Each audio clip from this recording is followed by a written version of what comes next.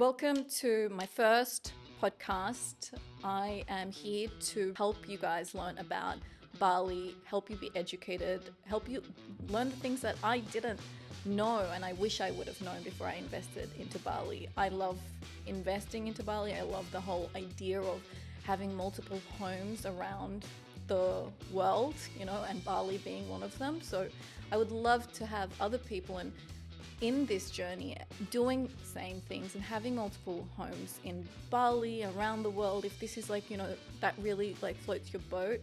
And this podcast is there to just help you navigate the Bali opportunity. So I guess as we're starting the podcast, it's the first one. I haven't done a podcast in 3 years. Wow. So it's been a while since I've interviewed, and I feel like there's so many podcasts that are being released right now by people that are just really not talking about the real issues of what we need to be talking about in terms of Bali. Everything is just being talked about to hype up Bali. It's being talked about in relation to, I see podcasts saying how great life is here. But, I think we really need the top thought leaders right now to speak about real issues that investors that are coming into Bali really need to know about. So I thought, you know what, I need to do this podcast. I need to talk about the real issues, things that are difficult to navigate within Bali as you're looking at investors. And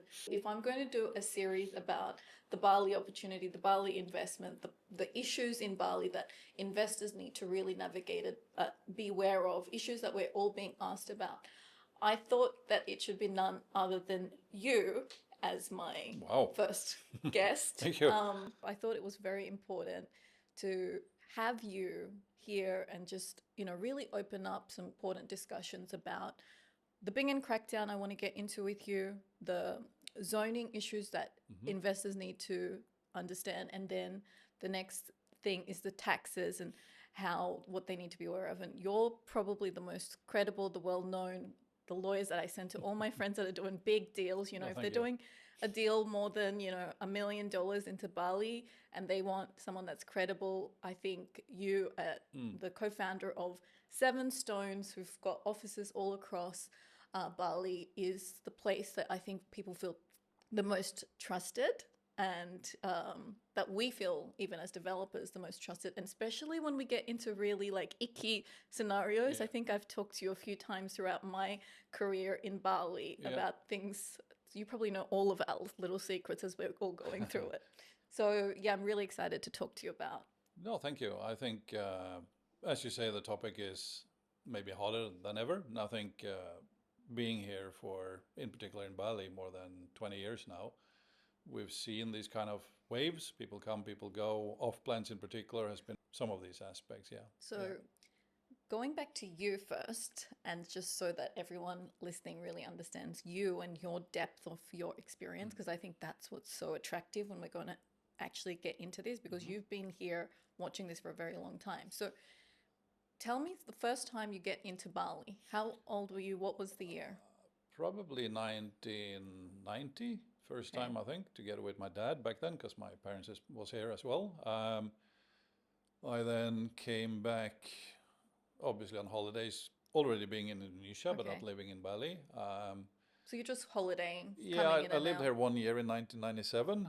And how old were you when you first? When I came to Bali first time, I was 23, I think. Okay. Okay, so you're just holidaying, and what? Liking the surf, or? No, I didn't surf. I was just relaxing, taking it easy. 1997, I actually got married here with a beautiful Balinese girl. And we have 3 kids. Unfortunately, we got divorced through the path, but that happens. Okay.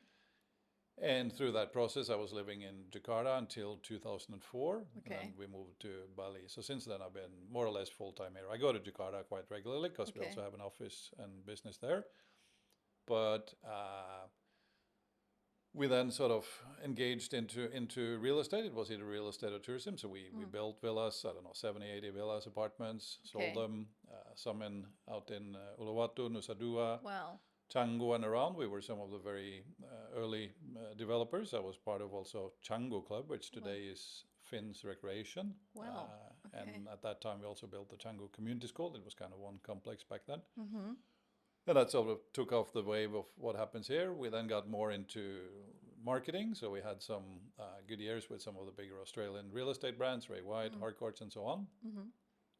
But the concern for me was always the legalities. Back in those days, there was a lot of nominee structures. Other aspects was already then we thought of, zoning, master plans, and so on. Nobody really cared then, but slowly that came more and more. 2016, we then launched Seven Stones, which was still real estate driven, but more towards consultancy to give the right advice, set up PMAs, and so on. Correct. And I guess then people realized, we can take advantage of, and talk to you about regulations, and that took off. And at the same time, we also engaged into doing the same business in Jakarta, very closely connected to the Nordic embassies. So we do, in Jakarta, it's a bit more corporate. It may be, renewable energy, waste management, and so on. But here in Bali, it's all hospitality, real estate. So today we have about 50 consultants, from legal advisors to taxes to still some real estate and other aspects. Okay. So if you were to sum up what Seven Stones does and what it offers to Bali, to Indonesia as a whole, how would you sum that up? I think in a nutshell, it's what we call market entry. So anyone wants to come into the market. So we do the usual set of companies, visas, legal advice, transaction management, and general sort of guidance, I guess, along the path from someone who's come in until they've set up the company and then continue on that journey. So tax advice, accounting, and so on.